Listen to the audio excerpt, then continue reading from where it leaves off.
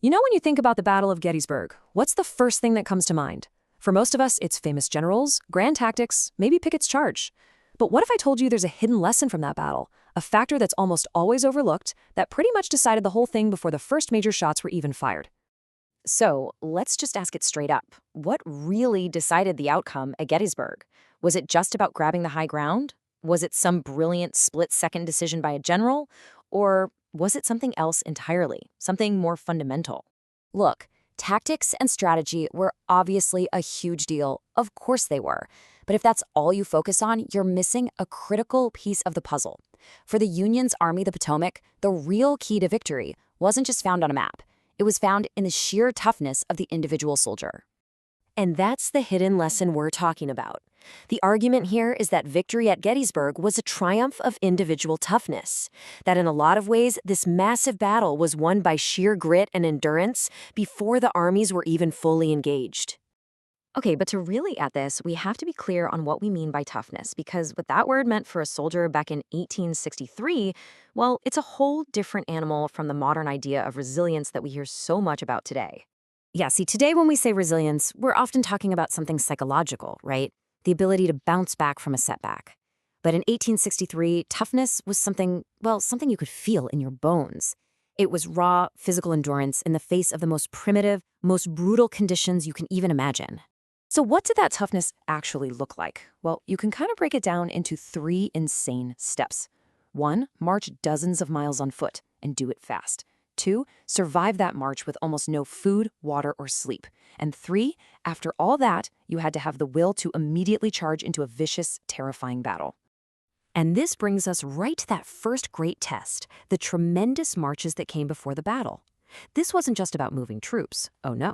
This was a flat-out desperate race to grab the high ground that would end up dominating the entire battlefield.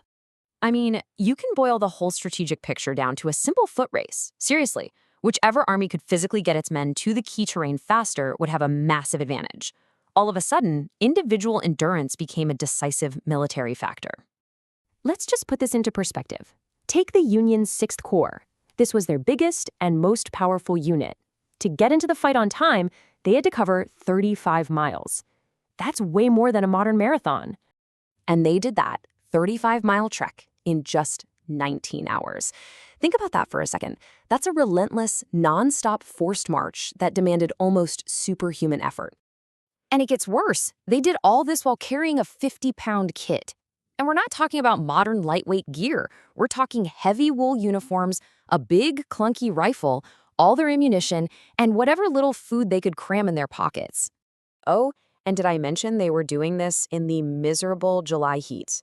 With temperatures climbing up into the high 80s, you put the heat, the weight, and that insane pace together, and it was just unbelievably brutal.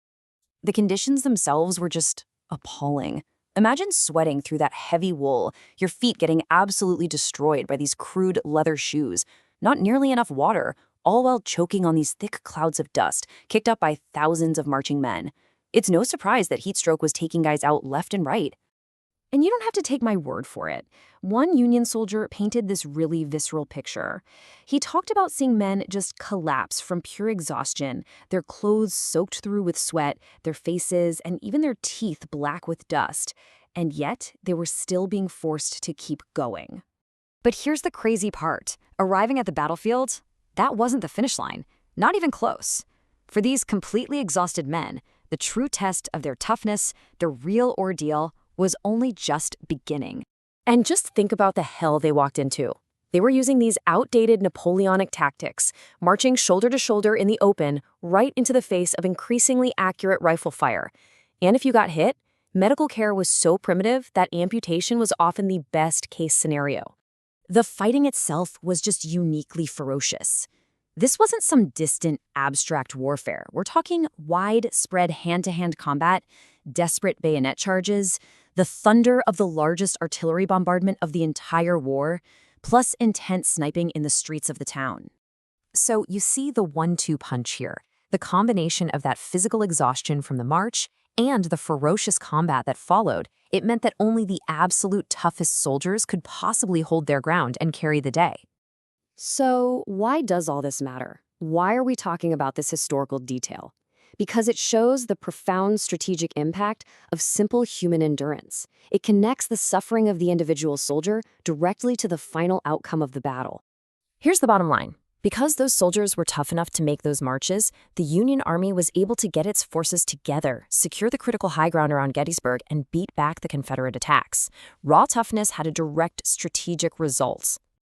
Even their own commander, General George Meade, he knew it. In his order the day after the battle, he basically said that the victory would be remembered forever because of the incredible privations and fatigue his men had endured. He knew exactly what they'd gone through to win. So this story, from over 160 years ago, it's really not just a history lesson. It reveals something truly timeless about leadership, and honestly, about human potential. Because really, the art of leadership then and now is all about understanding the human limits of your team or your organization. But it's also about knowing when the mission is so important that you have to ask them to push beyond those limits, and then knowing how to guide them through that challenge. Which leaves us with a final thought to chew on. In our modern world, a world so defined by technology that promises to make everything easier, what can we still learn from this kind of raw, fundamental human toughness?